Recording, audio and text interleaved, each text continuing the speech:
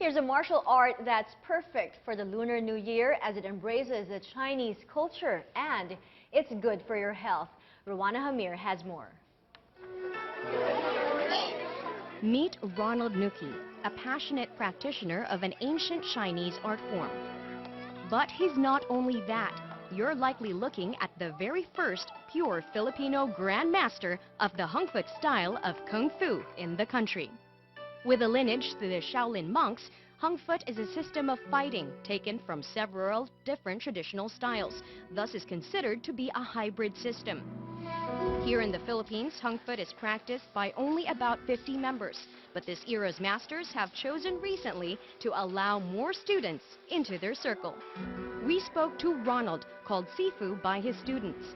For a formerly secret martial art, Ronald told us they now wish to invite more dedicated practitioners.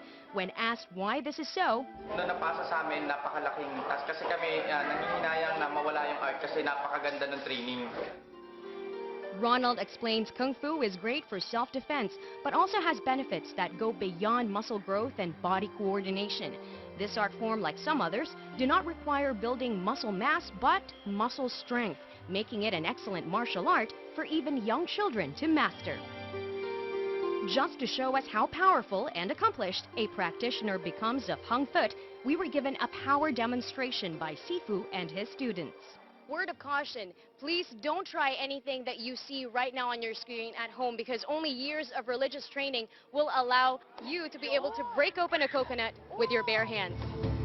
Under the leadership of part Chinese Grandmaster George Ramos, Ronald will soon be the sole bearer of the art form's secrets, a privilege passed on to only one person per generation.